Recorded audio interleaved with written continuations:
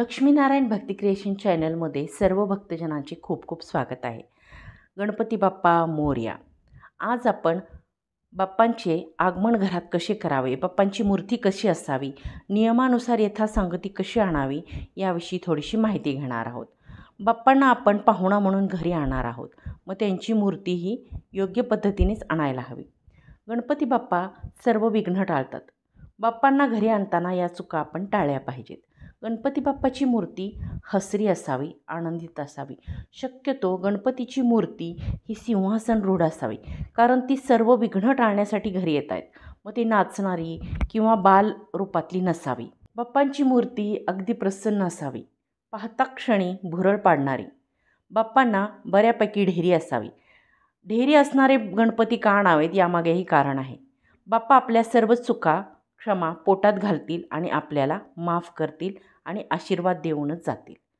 बाप्पांना 4 हात असतात. एका हातामध्ये कमळ किंवा जास्वंद फुलं असावे, दुसऱ्या हातामध्ये परसू असावे. परसू हे शास्त्र असावेच, कारण त्यामुळे ते आपल्या सर्व शत्रूंचा नाश करतील.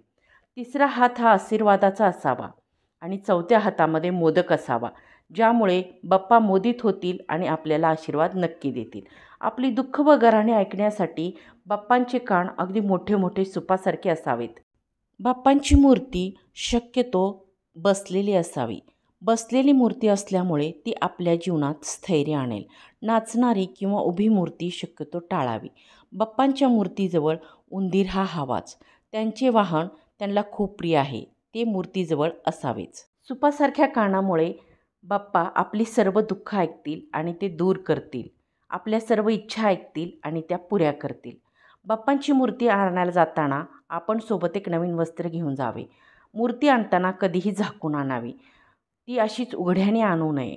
यामागे असा उद्देश आहे की आपल्या सुंदर बाप्पाला कोणाची नजर लागू नये. दुकानातल्या त्या व्यक्तीस पैसे देताना कधीही नुसते पैसे देऊ नयेत. आपण त्या बाप्पाची कधीही किंमत करू शकत नाही आणि त्या मूर्तिकाराने जी मूर्ती घडवली आहे त्याची किंमत होऊ शकत नाही. विड्याची 2 पाने घ्यावीत, त्यावर एक सुपारी ठेवावी. त्यावर थोडेसे पाणी शिंपडून हळदी, कुंकू, अक्षदा आणि गूळ खोबऱ्याचा एखादा तुकडा ठेवावा. या विड्यासोबत मग पैसे द्यावेत, म्हणजे ते मंगलदायी होतात, त्या व्यक्तीसही आणि आपल्यालाही. फक्त पैसे देणे शक्यतो टाळावे. मूर्ती आणायला जाणाऱ्या व्यक्तीने डोक्यावर टोपी ठेवावी. टोपी शक्य नसेल तर रुमाल तरी ठेवावा. मूर्ती दारात येताच बाप्पांच्या आणि मूर्ती आणणाऱ्याच्या व्यक्तीच्या पायावर पाणी टाकावे. त्यानंतर दूध टाकावे, कुंकू लावावे, औक्षण करावे, ओवाळावे. पाहुणा घरी आल्यावर कसं आपण घर दाखवतो त्याप्रमाणे आपल्या घरी आणलेल्या गणपती बाप्पांना आपल्या घरात सर्वत्र फिरवून आणावे. जिथे प्राणप्रतिष्ठापना करायची आहे त्या ठिकाणी थोडेसे तांदूळ, हळदी, कुंकू ठेवावे आणि त्यानंतरच ती मूर्ती तिथे स्थापित करावी. रोज रोज निरनिराळ्या प्रकारचे मोदक बाप्पांना दाखवावेत. मोदक खूप प्रिय आहेत बाप्पांना. आपण वेगवेगळे रोज रोज मोदक करून दाखवले, बाप्पा खूप मोदित होतील आणि हा मोद आपल्यालाही देऊन जातील. म्हणून आनंदी राहण्यासाठी बाप्पांना नेहमी मोदक अर्पित करावे.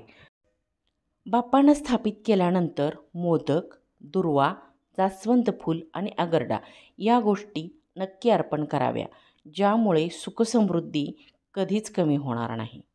बाप्पा पाहुणा म्हणून घरी आले आहेत, त्यांची यथासांग पूजा करा. तुम्हाला शक्य आहे ते अर्पण करा. भोळी भाबडी भक्ती बाप्पांना खूप आवडते. सर्व भक्तजनांना संकष्ट चतुर्थीच्या खूप खूप शुभेच्छा. गणपती बाप्पा सर्व भक्तगणांना सुख, समृद्धी, ऐश्वर्य देवो. विघ्नहर्ता तुमची सर्व विघ्न हरो, हीच त्याच्या चरणी माझी प्रार्थना. गणपती बाप्पा मोरया. मंगलमूर्ती मोरया.